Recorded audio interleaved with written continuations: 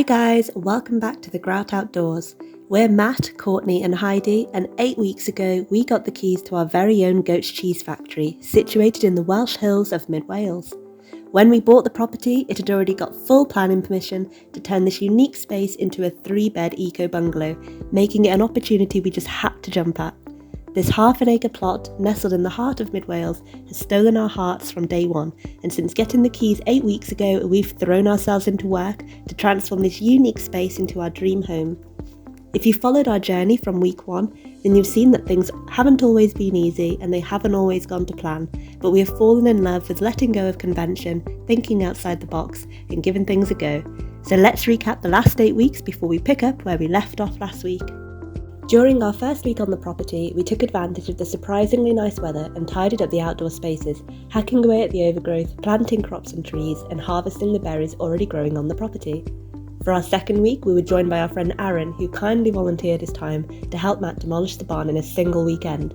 We then used the wood from the barn to build the skeleton for our tiny home, as we showed you during week 3, and week 4 saw us also utilising the metal sheets to make our roof and wrapping the tiny home in a membrane that we also found lying around, brand new, on the property. During week 5's video, we took some of the double glazed windows and a door from the still standing factory and put them into our tiny home, which really helped transform the place. In addition, we used the wooden slats from the factory roof as cladding, giving the tiny home a bird hide appearance that we just absolutely love. During week 6, we then began knocking down the factory roof, from which we repurposed lots of the insulation and ceiling boards to use within the tiny home. We also stripped lots of copper from the old black and red cables. If it's not already clear, we like to reuse and recycle wherever we can. And finally, in last week's video, you saw our not so great attempts at plastering, but it definitely helped to make the interior start to look like a home. The little kitchenette unit we took from the old factory office, which we've now turned into a beautiful temporary playroom for Heidi until we knock the whole thing down. And that brings us up to speed this week, where we finished the rest of the plastering, and Matt uses more of the old factory roof wooden slats to clad the inside of our bathroom. He also builds our composting toilet, hooray! Did we forget to mention our off-grid? But we'll show you how he builds that in next week's video. But first, let's jump into this week.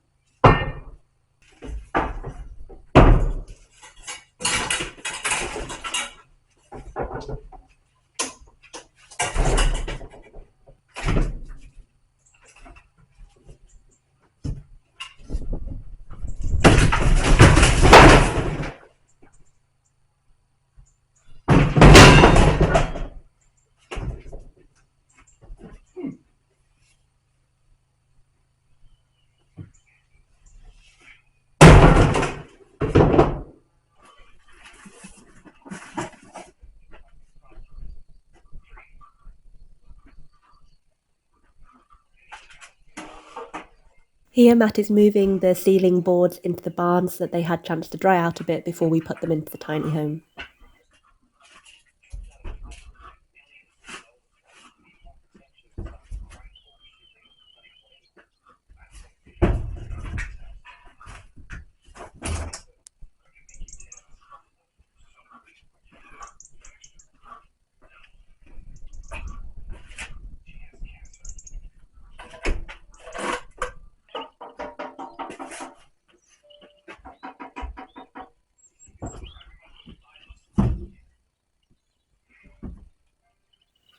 A few days later and it was time to put them up.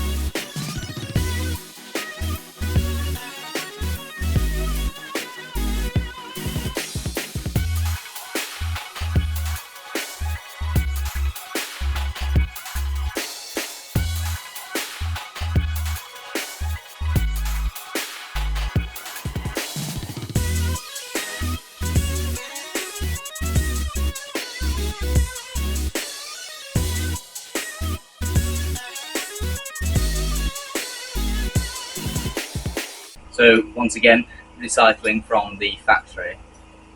We've got the downlights. They're 50 watt max downlights. But obviously, because in here we need to save as much space as we can, it's only about 2 meters by the back. Sorry, it's not even 2 meters. It's 1.8 at the back. So we don't want any pendants dangling or anything. But it was lucky because the office over in the factory had these flush downlights. So I just need to obviously get the correct size hole in the plywood now. No, I don't actually think about it, because I'm going to have to put through the plasterboard that goes on top anyway. Yeah, so I'll have to maybe I'll take pictures of where the cables are at the moment, and then I'll maybe just mark where they're going to be, because if I have a hole in the hole in the ply, and then I'm putting plasterboard over it, I'm either going to have to match it up perfectly, or I'm going to be going all over the place with the hole saw. Because it'll be trying to get through two that inevitably won't be completely in line. So yeah, forget that. I am going to be using these, just not whilst I'm doing the ply, whilst I'm doing the plasterboard on top. So yeah, once it's a finished ceiling, then we'll put holes in, and I'll have to just sort of scratch around looking for the first fix cables, the lighting circuit.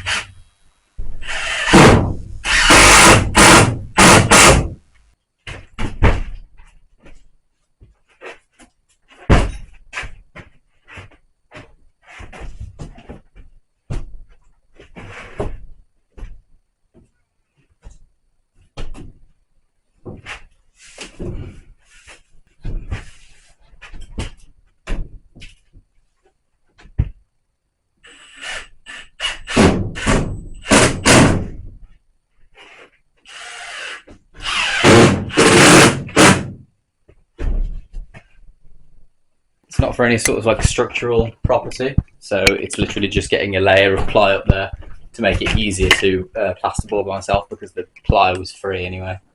So that's pretty much, I'll be able to not have to bother measuring properly or thinking about exactly where to fix, where to put plasterboard screws in. So I'll just be able to get a fixing pretty much everywhere, unless I'm really unlucky and get it down that ridge in the middle where there's a gap there. Yeah. Also, I suppose it all adds to, in a roundabout way, adds a little bit to the structural integrity of it, but that's not necessarily why I'm doing it. And then just get a bit more plaster on for you, so let go a sec. Just going to put some more on the hawk. That's okay, don't worry. Hold this again with your left hand. That's it. And this with your right hand. That's it. And then that's it. You use that side to scrape it on. That'll do. Good girl. And then slap it on the crack for me. That's it. Brilliant. Thank you. Good job. And then don't keep scraping over the same thing, because you start to rub off after a bit.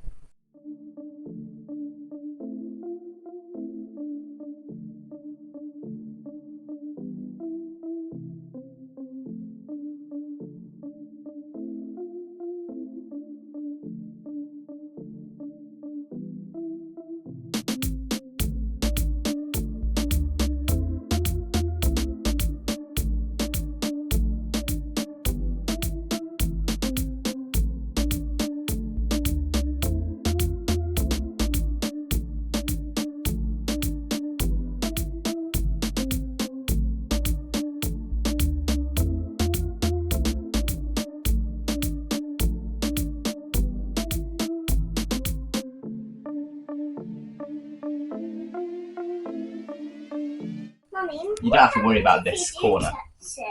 Oh my god, I haven't even screwed that in. Daddy, you're dripping it all over the floor. Yeah, that's fine. It's like foam, baby. It will come Yeah, off. if it gets in your clothes, it'll stay on forever. Tip, Yeah. when you finish using them, turn it upside down. Oh fuck. Okay, maybe when it's a little bit less used than that. Ignore me. Guys, you have Cool. Da! So we've put expanding foam into all of the gaps, and I've just been using a little saw to kind of try and saw things down quite flush to the wall, so I can put plaster over the top. Got any more? Yeah, up here as well. So that's good. At least I haven't got to try and fill it in like modelling clay like I was doing before with the thick plaster. So that is good. So that's what I'm going to do now. Let's do it.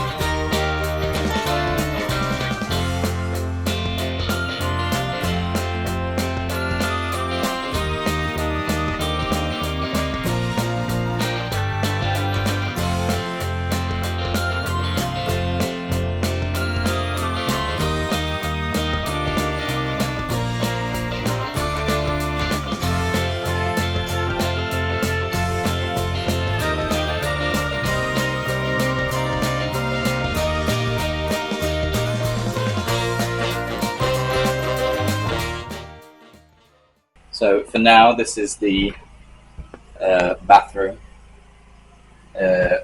Toilet is done.